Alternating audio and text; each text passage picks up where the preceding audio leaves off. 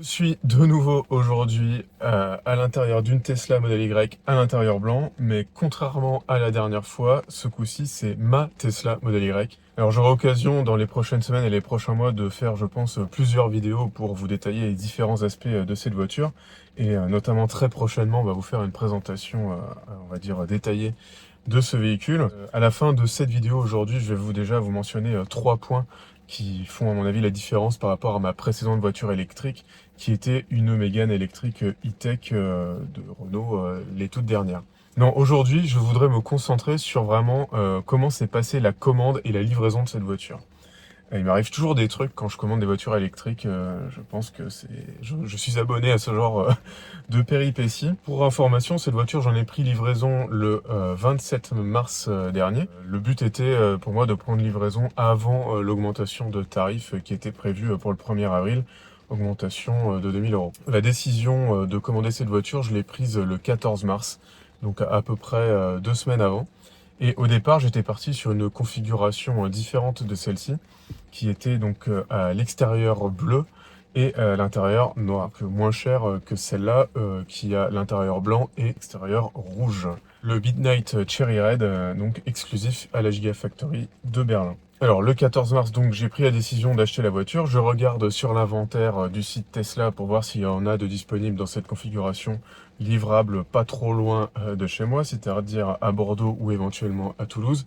Et il n'y en avait pas. Donc de ce fait, je commande la voiture via le configurateur classique en croisant les doigts pour qu'elle soit livrée avant la fin du mois de mars, étant donné que Tesla souhaite très certainement avoir les chiffres de livraison les plus gros possibles pour le premier trimestre. Et donc j'ai bien fait de faire ça puisque je ne sais plus si c'était le 14 au soir ou le lendemain, le 15 dès le matin, j'ai eu un appel donc de Bordeaux qui me disait qu'ils avaient une voiture pour moi.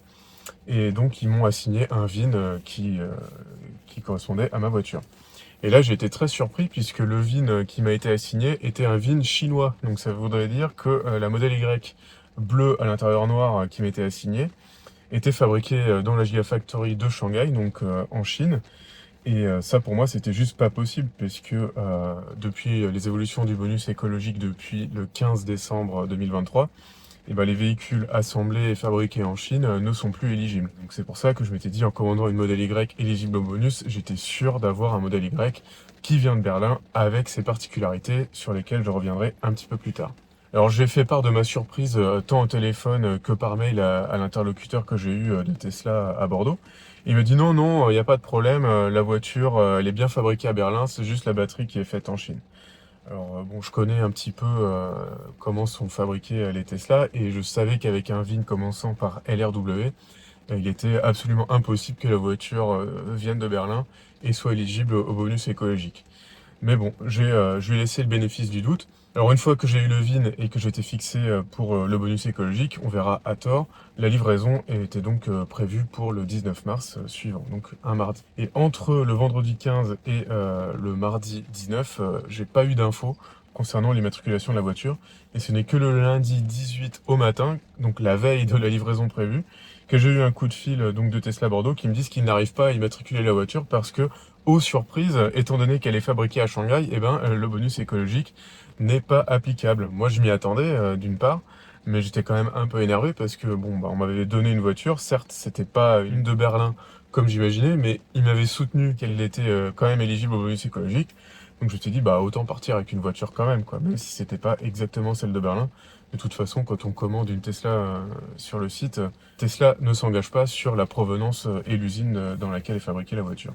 Donc là, le 18 au matin, donc le lundi, j'étais sans voiture, sans châssis et sans information concernant la voiture qui allait m'être livrée. Rebondissement le lendemain matin, le mardi, on me dit ah bah tiens, on a une voiture de disponible pour vous.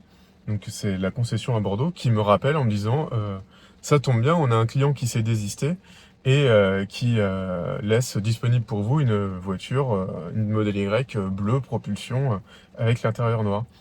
Alors je me dis, un client qui n'a pas pu prendre livraison de sa voiture Model Y bleue avec l'intérieur noir, ça se trouve c'est moi. Et si ça se trouve, on va me dire 2 minutes plus tard ou 2 heures plus tard, on va me rappeler pour dire qu'en fait non, c'est pas possible. Et donc je ne sais pas si j'ai eu raison sur ce point, mais en tout cas j'ai jamais eu de nouvelles concernant cette voiture dans la suite de la journée. Donc je pense que c'était bien ça, c'était bien la fameuse modèle Y venant de Shanghai qui n'était pas éligible au bonus qu'on a identifié dans les stocks pour laquelle on m'a appelé en disant qu'elle était disponible. Alors la personne qui m'a appelé pour me faire part de la disponibilité de cette voiture était censée me rappeler le mardi soir. Bon, j'ai pas eu de nouvelles. Le mercredi, j'ai pas eu de nouvelles non plus. Alors j'ai essayé de relancer le mercredi et le jeudi en appelant directement à Bordeaux, mais c'était assez compliqué, parce qu'à chaque fois que j'appelais, je tombais sur Paris, donc des personnes tout à fait charmantes, et qui me disaient, bah oui, on a bien pris votre demande en compte, Bordeaux va vous rappeler. Et à chaque fois, bah Bordeaux m'a pas rappelé. Donc ce n'était que le jeudi soir, donc le 21 mars, que j'ai enfin réussi à avoir du personnel de Bordeaux, que je leur ai dit bah, qu'on était censé me rappeler par rapport à un modèle bleu qui était disponible tout de suite. Et là, ils m'ont dit ah non, non, on n'en a pas, donc désolé. Je commençais à m'impatienter, donc je fais une proposition. Je leur ai dit j'ai vu qu'il y avait un modèle rouge avec l'intérieur blanc qui était disponible sur votre parc. Est-ce que c'est possible de m'assigner cette voiture et d'obtenir un geste commercial de tout ou partie de la différence de coût par rapport à la configuration bleue à l'intérieur noir pour être sûr d'avoir une voiture qui me soit livrée avant la fin du mois. La personne responsable me dit oui, on vous bloque la voiture, donc le modèle rouge, et on négociera le geste commercial ensuite. Et là, j'étais vraiment pas prêt pour ce qui allait m'arriver ensuite. La voiture, donc le modèle rouge, donc celle-ci, m'était donc bloquée donc le jeudi soir, donc le 21. J'ai bien eu le numéro de châssis qui correspondait. C'est bien un modèle qui vient de Berlin avec les batteries BYD Blade. Ça, je vous en reparlerai à la fin de la vidéo. Donc c'était vraiment une configuration qui m'allait et surtout un modèle éligible au bonus écologique. C'était ça aussi qui était important pour moi. La personne me rappelle en toute fin de journée sur sa route de retour à la maison, donc après 6 heures, pour me dire que elle a eu ses responsables au siège de Tesla France concernant la négociation du geste commercial. Et là, coup de théâtre, le geste commercial qu'il me propose, c'est de reprendre le modèle bleu fabriqué à Shanghai avec une remise de 4000 euros, soit tout juste la compensation du bonus écologique.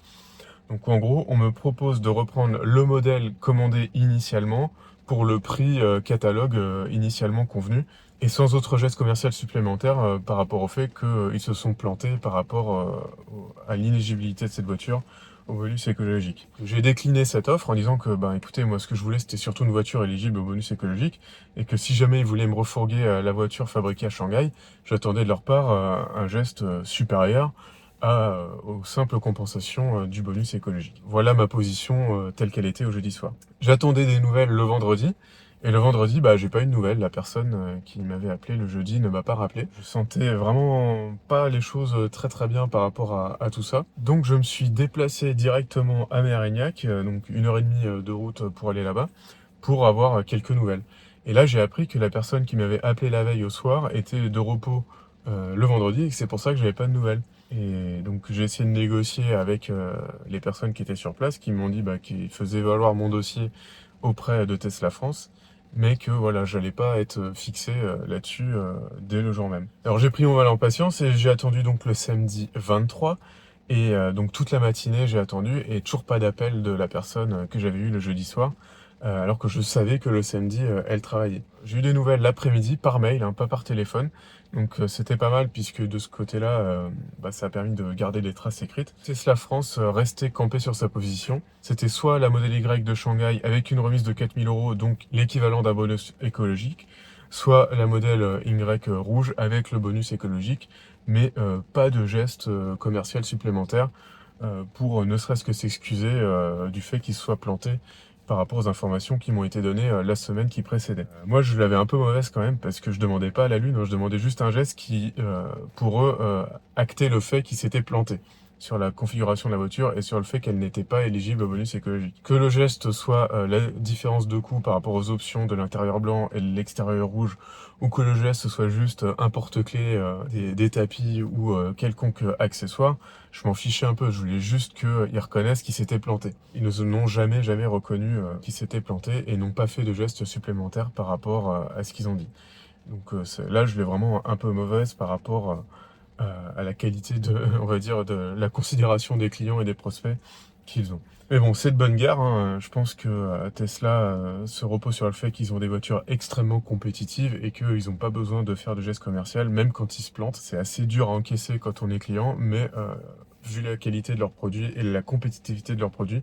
Pour le moment, ils peuvent se le permettre. Donc, je me suis donc fixé sur le fait de conserver cette modèle Y rouge à intérieur blanc fabriquée à Berlin, qui m'a donc été livrée le 27 mars, donc il y a un peu plus d'un mois. C'était vraiment l'ascenseur émotionnel, hein, tout ce process de commande et de livraison, alors que normalement avec Tesla, tout devrait être super simple. On commande la voiture en ligne, on a un numéro de châssis, on a une immatriculation et on prend livraison de la voiture.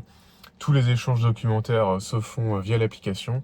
Voilà, ça devrait être beaucoup plus simple qu'avec un concessionnaire classique. Mais voilà, dès qu'il y a un grain de sable et une erreur qui peut être fait de leur part, eh ben, vous pouvez être sûr d'avoir une très très mauvaise expérience dans la commande au final. Assez râlé par rapport au processus de commande par rapport à cette Tesla. Dans les prochaines vidéos, les prochaines semaines, je vais vous faire part un peu de mon expérience et de mes retours d'impression par rapport à cette voiture. Je pense qu'il y aura pas mal de choses à raconter. Je voulais déjà signaler 3 points après un mois avec cette voiture et environ 5000 km parcourus sur tout type de route et notamment pas mal d'autoroutes. Et donc 3 points que je vais mettre en comparaison de la Mégane que j'avais avant. Premier point, les consommations de cette voiture sont exceptionnellement basses. C'est vraiment très impressionnant. Pour vous donner un ordre d'idée, sur 5300 km qu'a la voiture aujourd'hui, on est à une consommation de 16,1 kWh au 100 km, sachant que j'ai fait à peu près 2-3 000 km d'autoroute à 110-130. Donc je suis vraiment très très content des consommations de cette voiture. Quand on est sur route, on peut aisément être en dessous de 14 kWh au 100. Et sur autoroute, quelles que soient les conditions de vent, de météo, c'est très très difficile de dépasser les 20 kWh au 100, même à 5 dans la voiture avec des bagages. Je suis vraiment très impressionné des consommations de cette voiture et très agréablement surpris.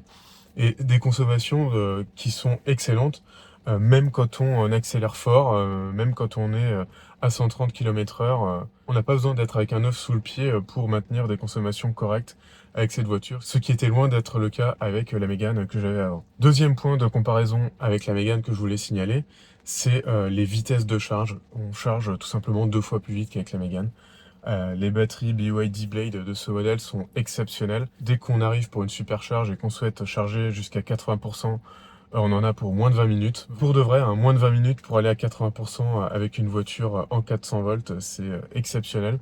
Et le fait de préconditionner ou pas la batterie a vraiment peu d'influence, hein. Je prends 170 kW de pic, quelles que soient les conditions, même quand je commence la charge à plus de 50%. C'est très impressionnant. Et si on veut pousser jusqu'à 100%, il faut compter 40-45 minutes. Là, pour la Mégane, c'était 1 heure, 1h20, 1h30. Donc là aussi, très très impressionnant. Et enfin, dernier point de comparaison avec la Mégane. Et là, par contre, c'est en faveur de la Mégane, c'est vraiment en défaveur de la Tesla. C'est la qualité de l'autopilote, à savoir du régulateur de vitesse adaptatif combiné au maintien dans la voie. Franchement, la Mégane était exceptionnelle sur ce point. Le maintien dans la voie fonctionnait très bien. Le régulateur de vitesse adaptatif fonctionnait très bien. On avait un volant capacitif, donc on n'avait pas besoin d'agiter le volant pour montrer qu'on était présent. Sur la Tesla, on n'avait pas tout ça. La Tesla est pas capable de s'adapter aux vitesses en cours, aux vitesses légales en cours à l'instant T, ou en tout cas, j'ai pas réussi à le régler pour que ça se fasse ainsi. La Tesla n'a pas le volant capacitif et c'est vraiment très pénible. On est toujours obligé de l'agiter pour pouvoir montrer qu'on est présent. Et la Tesla nous fait des freinages fantômes trop réguliers, trop souvent. Donc on est au milieu de l'autoroute, on double un camion et là elle freine sans raison parce qu'elle pensait que le camion était devant et pas sur le côté. Et ça c'est vraiment très très pénible. Donc voilà, 2-1 pour la Tesla en faveur de la Mégane par rapport à ma première expérience de 1 mois et 5000 km. Alors pour préparer les prochains trajets, les prochaines vidéos que je souhaite vous partager, n'hésitez pas à me soumettre toutes vos questions que vous pouvez avoir par rapport à ce modèle. Je suis très curieux d'avoir vos questions et surtout de savoir qu'est-ce qui vous intéresse par rapport à cette voiture.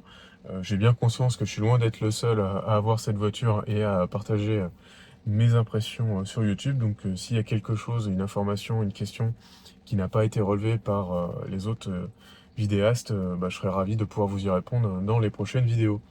En attendant de vous retrouver, je vous souhaite une bonne route et je vous dis à bientôt.